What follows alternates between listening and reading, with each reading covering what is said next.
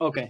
तो अब हमने जो भी हिप जॉइंट बायोमैग्नेस सब कर चुके हैं, नॉर्मल हिप जॉइंट के बारे में जितना भी था हम डिस्कस कर चुके हैं। ओके। तो अब हम इसके बाद केस स्टडी जो होगा जिसको हम क्लिनिकली रिलेट कर सकेंगे, मतलब जो भी हमने बायोमैग्नेटिक्स में पढ़ा कि हिप जॉइंट का बेसिक क्या है, उसमें मस्कुलेचर का क्या इफेक्ट है, अबडक्टर मैकेनिज्म का क्या इफेक्ट है, जो लेब्रम है उसके अकॉर्डिंग जो टीयर हो सकता है तो उसकी वजह से क्या एंगुलेशन जो हमने देखे थे, कॉक्सा वेल्गा वगैरह, है ना। तो उसका केस स्टडी करेंगे जिसमें हम चेक करेंगे कि यहाँ पे क्या रूल होगा। ओके, चलिए स्टार्ट करते हैं। तो केस, सबसे पहले हम केस समझ लेते हैं कि जो केस है हमारा वो क्या चीज़ है, फिर उसको रिलेट करेंगे जो भी हमारा नॉर्मल बेसिक हमारा थ्योरी कह रही है, और उसके अराउंड में मतलब जो क्लिनिकल रिलेशन है उसको रिलेट करेंगे। ठीक है, तो सबसे पहले केस पढ़ते हैं कि केस हमारा है क्या चीज़। तो पेशेंट केस, जो गैब्रिएला एक हमारी जो पेशेंट है या बेसिकली लेडी है, 32 ईयर ओल्ड वुमेन है, करेंटली टीचिंग काइंडर गार्डन, मतलब बेसिकली जैसे नर्सरी स्कूल होते हैं ना, वहाँ पे वो टीचर है। अब position she has held for the past 10 year, मतलब 10 साल से वहाँ पे उसका ऑक्यूपेशन हो गया कि उस नर्सरी के स्कूल में टीचर है। Okay. Gabriella has been bothered with recurrent left hip pain that has been intermittent throughout her young adult life. Okay, तो बेसिकली उसका लेफ्ट हिप पेन वो क्या कर रही है, अभी उसका जो मेन कॉज है, मतलब सॉरी जो कंप्लेन है क्या है, लेफ्ट हिप पेन है। और वो मतलब क्या है इंटरमिटेंट, मतलब जो हमारा यंगर, जब मतलब पहले से उसको कभी हो रहा होगा फिर कम हो जा रहा होगा, ठीक है। बट अभी जो उसका करंटली आया वो एकदम से मतलब क्या आ गया, लेटरल हिप पेन लेके वो कंप्लेन लेके आई आपके पास क्लिनिशियन क्लिनिक में या एनीथिंग कहीं पे भी। Okay, she recalls instance of hip pain that interrupted her participation in gymnastic and dance as a teenager. ठीक है, तो जो पहले हिस्ट्री थी कि वो जब जिम्नास्टिक या सॉरी डांस या जिम्नास्ट करने जाती थी तो उसमें पार्टिसिपेट करते टाइम उसको पेन इंस्टेंटली हो रहा था टीनेज से। ठीक है, although Gabriela no longer participates dance. Yes, बोले।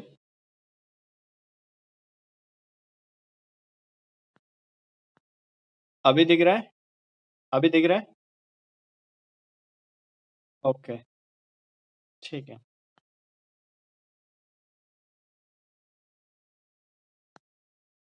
Although Gabriela no longer participates dance or gymnastics, she remained physically active until recently by running as well as taking pilates and yoga classes. ठीक है, तो वो मतलब मेरे basically physically हमारा क्या था, ठीक था उसका, और वो डांस और जिम्नास्ट में बेसिकली पार्टिसिपेट करती थी। बट जब से उसको लेटरल हिप पेन हुआ तो उसने ज़्यादा उसमें पार्टिसिपेट नहीं कर सकी।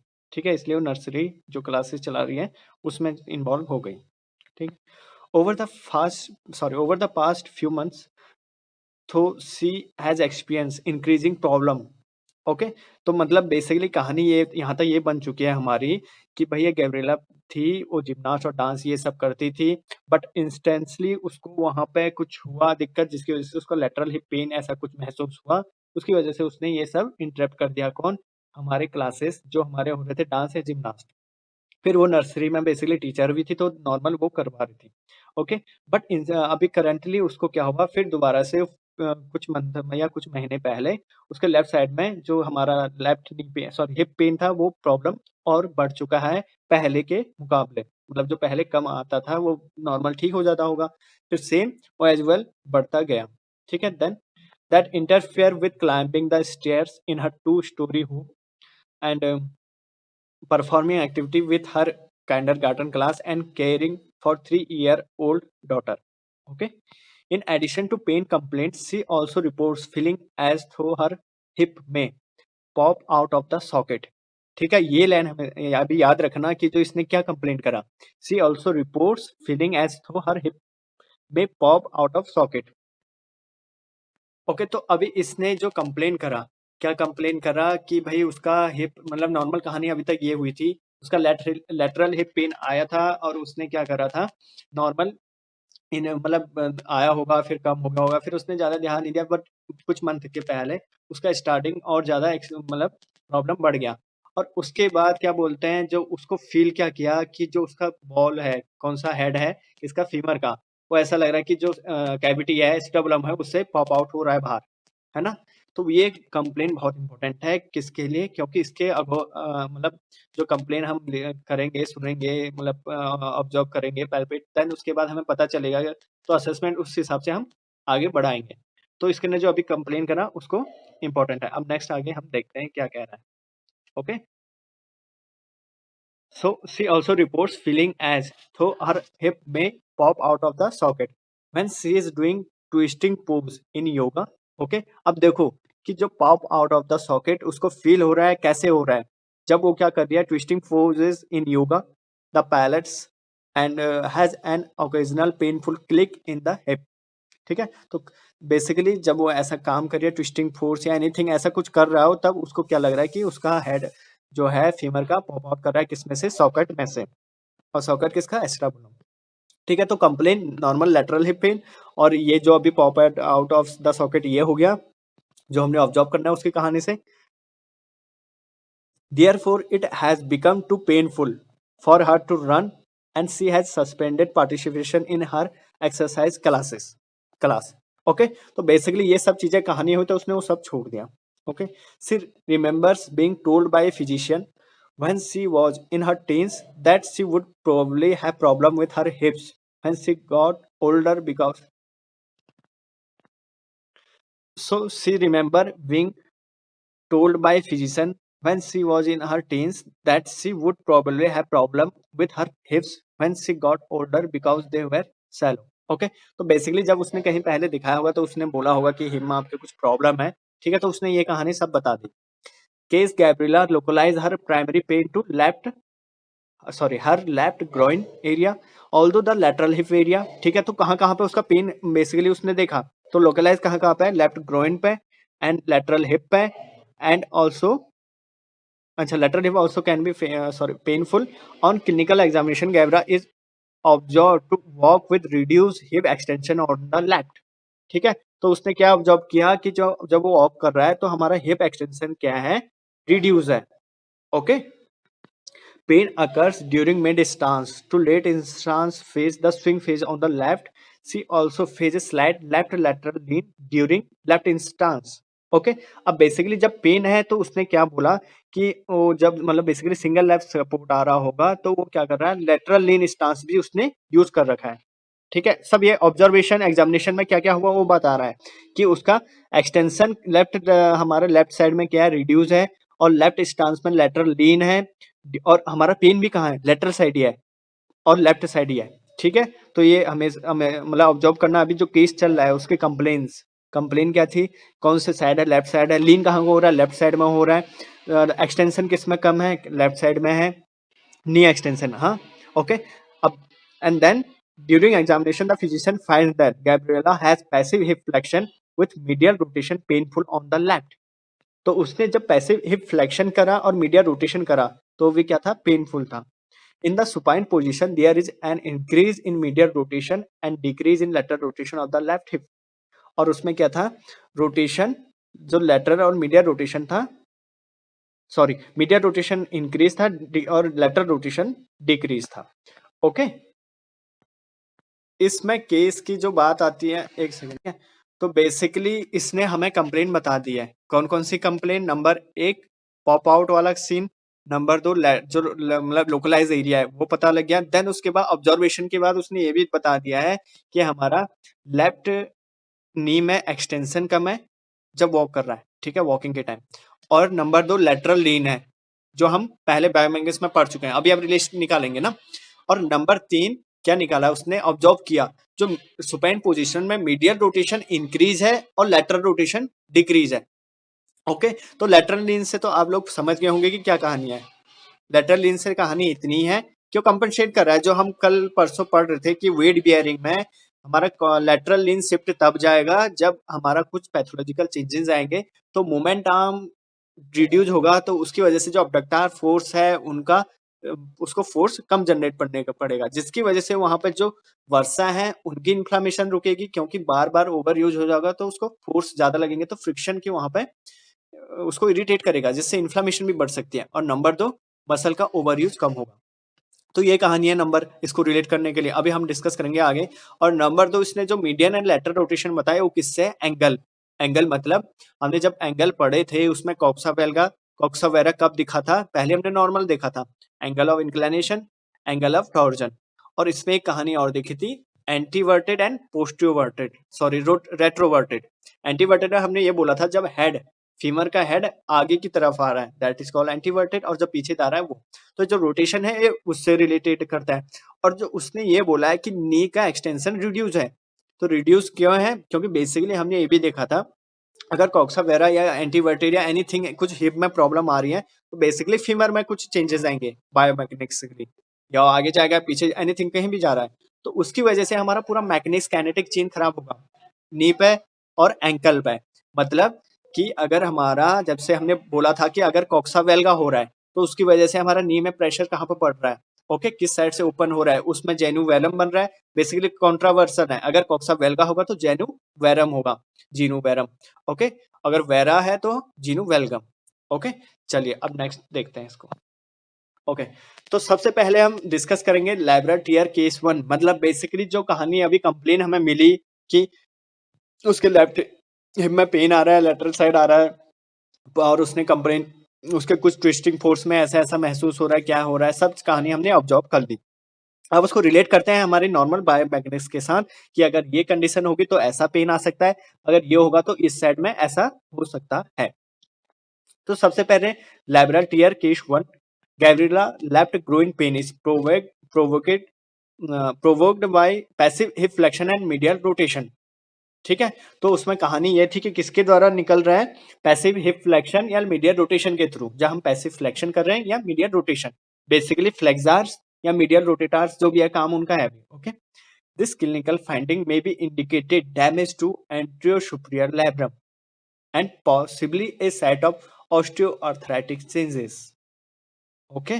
तो अगर हमें हिप फ्लेक्शन या मीडियल रोटेशन में पेन मिल रहा है, लेफ्ट ग्रोइन पेन, ओके, तो उसका फाइंडिंग क्लिनिशियन इंडिकेट कर सकते हैं हम, क्यों?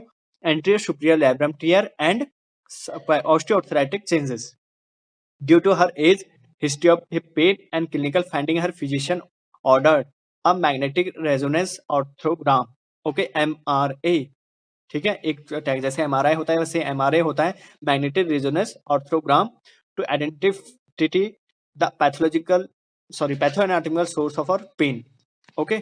अब उसने जब वो देखा तो क्या देखा, after reviewing her MRI, Gabriela physician confirm a superior labral tear and early stage osteoarthritis.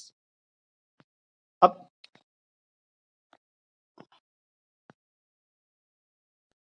तो बेसिकली जो इसने हमारा क्लिनिशियन ने फ्लेक्शन और मीडिया रोटेशन में पेन क्यों करा, क्योंकि उसकी वजह से हमारा जो कंप्रेशन पड़ रहा है, उसने ऑस्टियोआर्थराइटिस बताया, उसने एक आइडेंटिफाई किया कि हाँ भाई ऑस्टियोआर्थराइटिस है, लैब्रल टियर हो सकता है। तो एमआरआई हुआ, तो एमआरआई के बाद आइडेंटिफाई हो चुका था कि हाँ भाई ऑस्टियोआर्थराइटिस है, अर्ली स्टेज है और हमारा लैब्रल टियर है, तो उसकी वजह से भी हिप ग्रोइन में पेन आ रहा है, ओके। तो हिप, जो लेफ्ट हिप ग्रोइन एरिया है वहां पे पेन क्यों आ रहा है, एक हमारा डाउट क्लियर हो गया कि भाई वहां पे लैब्रल टियर और हमारा ऑस्टियोआर्थराइटिस चेंजेस आ रहे हैं, जिसकी वजह से उस साइड हमारा लोकलाइज पेन आ रहा है, okay. Acetabular labral tears are increasingly recognized as a source of hip pain and as a starting point for degenerative changes at acetabulum rim. Clear? Damage to the labrum was evident in 96% of postmortem and cadaveric hip joints. ठीक है, ये तो basically इसने कहानी बताई क्या हो सकता है, बट हमारा नॉर्मल चीज है, okay. Isolated labral tears are uncommon and usually occur in conjunction with bony abnormalities of the acetabulum or femoral neck junction, ठीक है।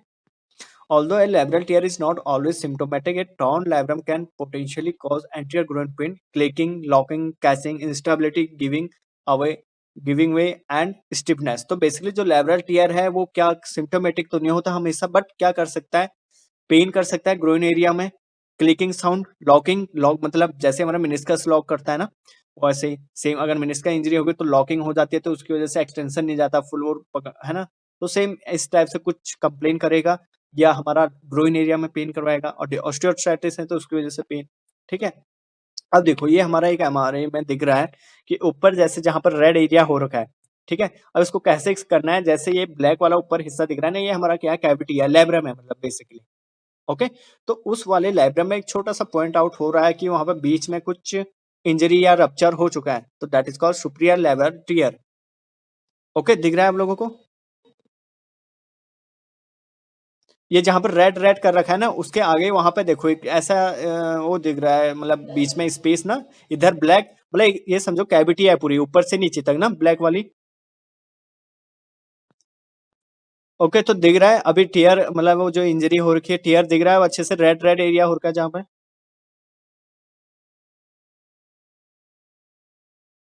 जहां पर रेड एरो, जो रेड एरो हो रखा है वो हमें बता रहा है कि जो लैब्रम है, मतलब बेसिकली ये कैविटी है, जो ब्लैक ब्लैक थोड़ा ऊपर से दिख रहा है ना राउंड शेप का, तो एक पूरा कैविटी है, नीचे हेड है।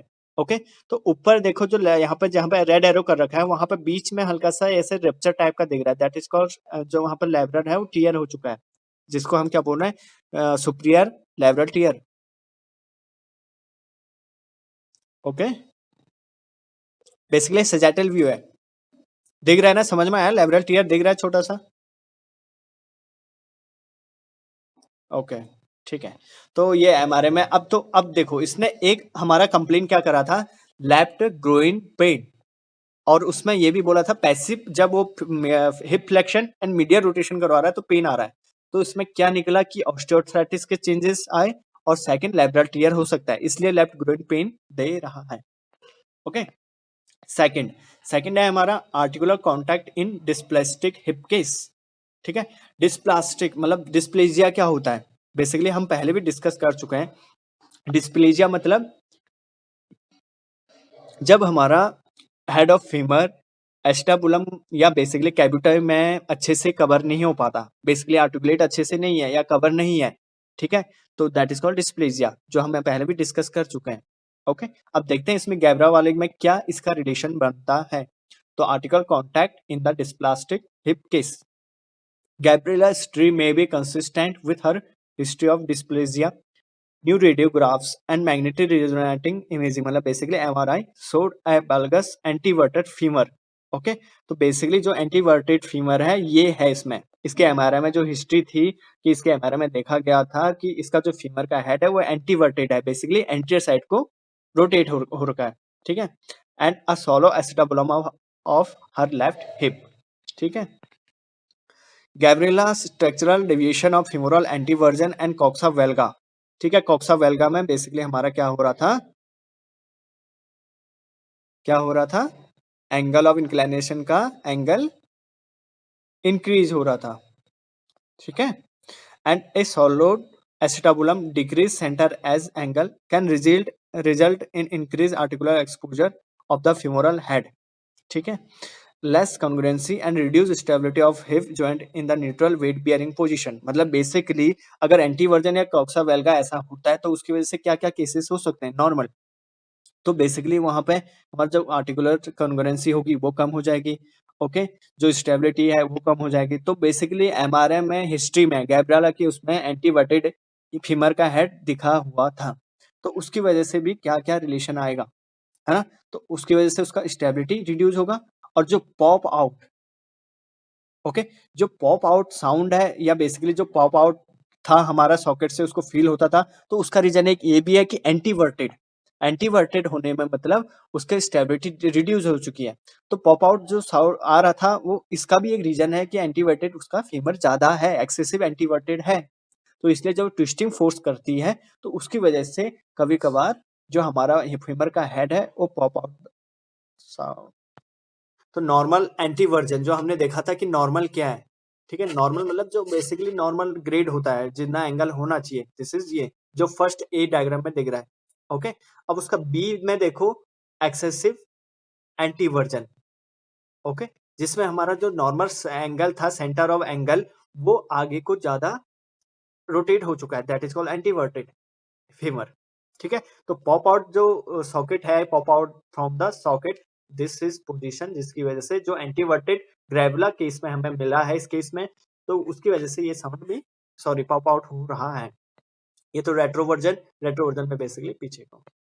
ओके, अब जो फिमोरल रेट्रोवर्जन, अच्छा हमारा एक्सेसिव रेट्रोवर्जन है नहीं, बट रेट्रोवर्जन में क्या केस देखने को मिलता है वो हम देख लेते हैं। हमारा क्या है, इसमें क्या है, एंटीवर्टेड। बट रेट्रोवर्जन अगर कभी होता है तो उसमें क्या मिलेगा, जो पोजीशन होगी पहले femoral head with foot straight में तो नॉर्मल होगा, ओके। बट अगर रेट्रोवर्जन होगा तो आउट टू, बेसिकली उसका जो हमारा फुट वेट बियरिंग जो पोजीशन होगी उसमें हमारा जो फुट की पोजीशन होगी आउट टू पोजीशन होगी, मतलब बेसिकली बाहर की तरफ, ओके। तो that is called retroversion, okay. अब case 3, case application range of motion in the anteverted dysplastic hip case. तो जो हमारा डिस्प्लेस्टिक है एंड एंटीवर्टेड है उसमें क्या रेंज ऑफ मोशन में क्या चीज हो रही है वो देखेंगे, ओके। अब बेसिकली इसमें देख रहे होगे आप कि जो हमारा फीमर है वो हमारा डिस्प्लेस्टिक एंटीवर्टेड, मतलब एक तो एंटीवर्टेड है पर डिस्प्लेस्टिक मतलब जो एस्टाब्लम है उसके साथ अच्छे से कवर्ड भी नहीं है। डेप्थ देखो आप बहुत बड़ी हो रखी है यहाँ पे, है ना, दिख रहा है, दिख रहा है, ओके, ठीक है। Gabriela passive range of motion finding an asymmetric in her gait correspond to femoral anteversion on the left, ठीक है। तो एंटीवर्जन की वजह से उसमें एसिमेट्री उसके गेट में दिखेगी, ओके, ओके, ओके, एक सेकंड। तो हमारा बेसिकली जो एंटीवर्टेड है उसके उसके वजह से क्या गेट में क्या क्या डिस्टर्बेंस या रेंज ऑफ मोशन में क्या मिलेगा वो देखते हैं। In the supine position on the examination table, okay, hip extended, तो एंटीवर्टेड की वजह से क्या मिल रहा है, hip extended, she has more hip joint medial than lateral rotation, okay, ठीक है। तो उसका नॉर्मल एग्जामिनेशन में क्या मिला, नंबर एक की उसका जो हमारा हिप था वो क्या मिल रहा है, एक्सटेंडेड, एंड उसका मेडियल रोटेट ज्यादा मिल रहा है, ठीक है, लेटरल रोटेशन से। और ये नॉर्मली एक तो एंटीवर्टेड पोजीशन की वजह से क्योंकि उसमें आगे की तरफ ट्विस्ट होगा बेसिकली, तो हमारा हिप एक्सटेंशन में जाएगा और मीडियल रोटेशन में जाएगा, ठीक है। तो नॉर्मल हमारा क्या होता है, मैकेनिक्स, बट उसकी वजह से तो है, बट नॉर्मल ये पोजीशन हमारे बेसिकली पेन की वजह से भी है, पेन की वजह से लिमिट हो जाएगा पेशेंट का range of motion. In her case, her shallow acetabulum increase the tendency for joint subluxation with lateral rotation of hip, ठीक है। तो टेंडेंसी क्या है कि अगर लेटरल रोटेशन ऑफ हिप होता है तो जॉइंट के सबलक्सेशन के चांसेस हैं, क्यों, क्योंकि जो एस्ट्रापुलम है उसकी सोलो की वजह से। This would partially explain her complaints that her feels like it is popping out of the socket, ठीक है। तो जो डिस्प्लेजिया है इसकी वजह से उसने क्यों फील करा, popping out of the socket complain क्यों करी, क्योंकि जो सबलक्सेशन या बेसिकली जो एंटीवर्टेड या जो डेप्थ है या डिस्प्लेजिया है उसकी वजह से फीमर का हेड लेटरल रोटेट होगा, तो वहां से पॉपिंग आउट मतलब बेसिकली सबलक्सेशन के चांसेस हैं, जिसलिए उसको बार बार ऐसा महसूस या कंप्लेन कर रही थी, okay. When she walks Gabriela left foot is toed out less than her right because her involved side is greater hip medial rotation compared to her involved side। तो बेसिकली जब वॉक करेगा gate pattern में जाएगा तो उसका toad out less होगा, मतलब less क्यों होगा, क्योंकि एंटीवर्टेड है, एंटीवर्टेड में क्या होगा, मीडियल रोटेशन ज्यादा होगा, और रेट्रोवर्टेड में लेटरल रोटेशन ज्यादा होगा जिसकी उसके लिए टो आउट ज्यादा होगा, ठीक है। तो एंटीवर्टेड है तो गेट पैटर्न में क्या मिलेगा, इस केस में हमारा टो आउट कम होगा, बेसिकली क्यों होगा, मीडियल रोटेशन की वजह से, okay. This may be the body way of maximizing congruency of anteverted femur on the weight bearing joint, or it may be to minimize stretch on the proprioceptor wrist anterior capsule, okay. तो basically normal कहानी हमें पता चल चुकी है एंटीवर्टेड gate से क्या problem होगी, क्या क्या मैकेनिक्स है, मीडियल रोटेशन और popping sound, sorry popping out of the socket क्यों हो रहा है, और उसके बाद टो आउट कब ज्यादा मिलेगा कब कम मिलेगा, ठीक है। तो हम ये सब रिलेट कर रहे हैं अभी मैकेनिक्स अपनी क्लिनिकल्स के साथ और नॉर्मल समझ रहे हैं। अब आते हैं number 4, lateral hip pain case, ठीक है। लेटरल हिप पेन केस अब क्या क्या होता है कि लेटरल साइड, अब इसकी कंप्लेंट थी लेटरल हिप पेन की भी, तो लेटरल साइड में ऐसा क्या क्या स्ट्रक्चर है जो पेन कॉज कर सकता है, मतलब इंजरी होने के बाद, okay. In addition to her other problems Gabriela was complaining of lateral hip pain that was tender to palpation, okay. अब जब एग्जामिन करा तो लेटरल साइड में, हिप के लेटरल साइड में उसने पैल्पेशन में टेंडरनेस बेसिकली मतलब पेन बताया, किसी एक पार्टिकुलर एरिया पे पेन करा के पैल्पेट करा तो टेंडरनेस मतलब पेन हुआ उसको। Although other explanation for her pain exists greater trochanter pain syndrome, तो बेसिकली एक चीज होती है हमारी ग्रेटर ट्रोकेंटर पेन सिंड्रोम। तो इसमें होता क्या है, जो हमारा इस डायग्राम में देखते हैं, जो हमारा ट्रोकेंटर या बेसिकली जो हमारा ग्रेटर ट्रोकेंटर वाला एरिया है, वहां पे एक हमारी वर्सा होती है। वो वर्सा कहाँ पे होती है? जस्ट हमारा ग्लूटियस मीडियस एंड मिनिमस के टेंडन वहां पे जहां पे इंसर्ट करते हैं उसके नीचे वहां पे, और ग्लूटियस मैक्सिमस वहां पे क्या करता है, ये हमारा जो अबडक्टर होता है ग्लूटियस मीडियस एंड मिनिमस, इनके काम को इजी करवाता है। ओके, इजी मतलब बेसिकली फ्रिक्शन लैक्स, है ना। तो वर्षा का काम क्या है? फ्रिक्शन। तो वहां पर जो ग्रेटर ट्रोकेंटर है वहां पर वर्षा होती है, तो बार बार ओवर यूज या एनीथिंग किसी पैथोलॉजी की वजह से इस वर्षा में इरिटेशन की वजह से इन्फ्लामेशन हो जाता है, जिसकी वजह से ग्रेटर ट्रोकेंटर सिंड्रोम हम बोल रहे हैं। तो इन्वॉल्वमेंट किसका होता है? इसी वर्षा का, जिसकी वजह से लेटरल साइड में हमें टेंडरनेस या पेन मिलेगा। ठीक है, ये आ गया समझ?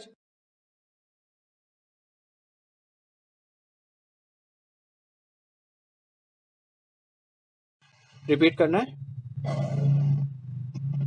ओके, एक सेकेंड ना। देखो, हमने क्या बोला कि जो हमारा लेटरल साइड में है, हेलो, हाँ, तो हमारा ये लेटरल हिप पेन क्यों आ रहा है, मतलब और क्या चीज हो सकता है कि लेटरल हिप साइड में जब हमने गैब्रिएला जो पेशेंट है उसका करा तो उसमें क्या आ रहा है? पेन आ रहा है, और क्या हो रहा है? टेंडरनेस मिला है। ओके, तो टेंडरनेस मतलब कैसे मिल सकता है? तो वहां पे हमारा जो ग्लूटियस मीडियस और मिनिमस मिनियस है, उनका इंसर्शन है ग्रेटर ट्रोकेंटर पे। ओके, तो ग्रेटर ट्रोकेंटर पे क्या है हमारा? बेसिकली इनका इंसर्शन है वहां के जस्ट इनके नीचे टेंडन इंसर्शन से वहां पे क्या होता है? वर्षा। ओके, तो वो वर्षा का काम क्या है? फ्रिक्शनलेस मूवमेंट बनाना अबडक्टार्स के लिए। ओके, अगर अबडक्टार का ओवर यूज या एनीथिंग एनी पैथोलॉजिकल इंजरी की वजह से ज्यादा होता है तो वर्षा में इरिटेशन होती है, इसकी वजह से वहां पे इन्फ्लामेशन हो सकता है। तो that is called greater trochanter syndrome, pain syndrome. Okay, तो लेटरल साइड में है तो बेसिकली इसका ओरिजिन पेन कहाँ पर, टेंडरनेस कहाँ पर मिलेगा हमें? लेटरल हिप साइड में। क्लियर? ओके, तो ट्रोकेंट्रिक बर्साइटिस जो इसको होने के चांसेस हैं, वो भी हमारा क्या है? एक लेटरल हिप पेन साइड, मतलब एक स्पेसिफिक एरिया लेटरल साइड में टेंडरनेस मिलने का बर्साइटिस की वजह से। ठीक है, अब हमारा बचता है studies to reduce hip pain case. Okay, अब बेसिकली जो हिप प्रॉब्लम हो रहा है या ऑस्टियोआर्थराइटिस चेंजेस, बेसिकली अब स्टडीज क्या क्या होंगे? अब ये तो हमारी कहानी होगी कि लैब्रल टीयर हो सकता है, ओए हो सकता है, फीमर एंटीवर्टेड हो सकता है, सबलक्सेशन की वजह से popping out of from the socket, ये हो सकता है। जो ट्रोकेंट्रिक है हमारा, मतलब basically bursitis lateral hip pain हो सकता है। ग्रोइन पेन क्यों हो रहा था? लैब्रल टीयर की वजह से। अब लास्ट में आते हैं कि इस पेन को कंपनसेट के लिए हमारी बॉडी का मैकेनिज्म या बेसिकली हमारा वहां पे क्या होगा ऐसा रूल जिसकी वजह से हिप के एरिया में पेन रिड्यूस होगा। सबसे पहले, Gabriela has osteoarthritic changes in her left hip. Okay, जो हम पहले डिस्कस कर चुके हैं। If sufficient can be source of her pain. Okay, furthermore she has evidence of a labral tear. तो क्या क्या है? Labral tear, osteoarthritis, lateral hip pain and lean lean during left stance. तो उसने बताया था, जब हमने देखा था, ऑब्जर्व किया था कि वो लेफ्ट जब लीन हो रही है किस साइड को? लेफ्ट साइड में, लेफ्ट स्टांस के time may be at least partially attributable to degenerative changes in the gluteus medius and minimus tendons and trochanteric bursa inflammation। ठीक है, तो बेसिकली जब ये हमारी सब कहानी हो रही है बर्साइटिस, ठीक है, तो टेंडन पर डिजनरेशन, इन्फ्लामेशन और ऑस्टियोआर्थराइटिस, लैब्रल टीयर, तो इसको कंपनसेट करने के लिए लीन हो रही है जब लेफ्ट साइड से स्टांस ले रही है या चल रही है सिंगल लिम्ब स्टांस में। There is a little doubt that Gabriela can benefit from reducing the demands on her left hip abductor muscle. Reduction in demand may both minimize aggravation of any tears on inflammation and reduce hip joint compressive force that, with her dysplasia, are likely to be carried over a reduced area of articular contact. Using a cane in her right hand would be appropriate। अब देखो, इसने बोला ये तो सब कहानी हो गई किस साइड क्या हो रहा था। ठीक है, अब इस साइड में ये क्या होगा? लेफ्ट साइड में अगर ये पॉज हो गया क्या? ओके, एक सेकेंड। तो बेसिकली ये तो हम डिस्कस कर भी चुके हैं, जो हम अभी डायग्राम देख रहे हैं। ओके, तो अब जैसे हमने देख लिया कि उसको लेफ्ट साइड में पेन है या ब्लैडर टीयर है, एनीथिंग है, तो लेटरल लीन से उसका पेन को हम मतलब हिप को थोड़ा उसका पेन कम रिड्यूस हो सकता है। तो लीन करके क्या होगा, बेसिकली लीन करके हमारा body weight system, body weight हमारा क्या होगा, शिफ्ट हो जाएगा। जो हमारी लाइन होती है सेंटर, अगर बेसिकली बॉडी वेट अगर नॉर्मल लीन नहीं करेंगे तो हमारा सेंटर ऑफ कहाँ पर होगा, सैक्रम वाले एरिया पर। अगर हम लीन करते हैं तो उसकी वजह से हमारा एलओजी और ग्रेविटेशनल फोर्स और हेड, मतलब जो ऊपर से अपर बॉडी का फोर्स आ रहा है, वो क्या पड़ेगा, एक हमारा इधर शिफ्ट हो जाएगा, जिसकी वजह से जो हमारा नेक या बेसिकली हेड ऑफ फीमर है, जहां पे हमारा अबडक्टर जुड़ा हुआ है या बेसिकली अटैच हो रखा है। ओके, तो उसका मोमेंट आर्म बढ़ जाएगा, या मतलब नॉर्मल उसका मोमेंट आर्म जितना था उतना भी रहेगा, बट उसका रिलेट हमारा क्या है कि जो हमारा मोमेंट आर्म था हेड, ठीक है, जो अपर बॉडी का वेट आ रहा है उसका मोमेंट आर्म कम हो जाएगा, जिसकी वजह से अबडक्टर को फोर्स कम लगाना पड़ेगा। कैसे, अगर मान के चलो ये सेंटर में होता, तो जो यहाँ पे हेड एम ए मतलब बेसिकली हेड मोमेंट आर्म लिखा है 2.5 सेंटीमीटर है, अगर सेंटर में होता तो ये ज्यादा होता इससे, है ना। तो उसकी और ऊपर अबडक्टर का मोमेंट अभी क्या है 5 सेंटीमीटर, ठीक है। जो कि हमारे लिए अच्छा है, क्योंकि अबडक्टर का मोमेंट आर्म बड़ा होगा किसके उस कंपेयर में, हेड के कंपेयर में, मतलब जो वेट और हमारा अपना लोअर बॉडी का वेट है और एलओजी का लाइन है, उसके कंपेरिजन में अगर मोमेंट आर्म किसका बड़ा होगा, अबडक्टर का, तो अबडक्टर को इजी होगा उसको टॉर्क को कम लगाने, मतलब बेसिकली फोर्स कम यूज करना पड़ेगा, है ना, जिसकी वजह से अबडक्टर में फ्रिक्शन कम होगा, या बेसिकली बर्सैटिस में इरिटेशन कम होगी, जिसकी वजह से उसको हिप के जो कंप्रेसिव फोर्स है वो कम लगेंगे, जिसकी वजह से वहां पर लेटरल साइड में जो पेन है उसको हम थोड़ा रिड्यूस कर सकते हैं लीन होके। तो इसमें कहानी क्या है, मोमेंट आर्म की। ओके, नंबर दो, केन लेके, तो केन लेके हम क्या करेंगे, उसके बेस ऑफ सपोर्ट नंबर 1 बढ़ा देंगे, और जो वेट शिफ्ट एक साइड में था उसको डबल सपोर्ट में ले आएंगे, ठीक है। तो बेसिकली हमारी कहानी क्या है, जो हमने केस करा, एक सेकेंड, ओके, जो ग्रोइन एरिया है उसमें पेन क्यों आ रहा है, क्यों, तो लैब्रल टीयर देखा, ऑस्टियोआर्थराइटिक चेंजेस देखे, और ये सब इसमें क्या मिला था, पैसिव हिप फ्लेक्शन और मीडियल रोटेशन में पेन आ रहा था। कहानी यहाँ पे क्लियर, टेस्ट कर लिया, एमआरआई में भी दिखा। ओके, नंबर 2, उसने कंप्लेन करी थी popping sound, popping out from the socket, ठीक है। तो वो उसको फील क्यों हो रहा था, डिस्प्लेजिया की वजह से। डिस्प्लेजिया क्या है वो हम समझ चुके हैं। नंबर 3, लेटरल साइड में टेंडरनेस थी, क्यों थी, बर्साइटिस के चांसेस हैं, मतलब हमें अब हमने रिलेट क्या करा, जो नॉर्मल चीजें होती है रिलेट करी कि वहां पे होती हैं, ठीक है, नॉर्मल केस, तो बर्साइटिस होगा तो लेटरल साइड में आएगा। ओके, और उसके बाद क्या, उसको कंपनसेट कैसे करा, लेटरल लीन मोमेंट आर्म रिड्यूस कर देगा, जिसकी वजह से अबडक्टर को कम फोर्स लगाना पड़ेगा, फ्रिक्शन कम होगा, बर्साइटिस में इरिटेशन कम होगी। गेन करेंगे तो वो सपोर्ट बढ़ा देगा, जिसकी वजह से मसल वर्क कम होगा। ओके, तो ये था हमारा केस स्टडी किसका, हिप जॉइंट का, जो हमने चेक कर चुके हैं। ओके।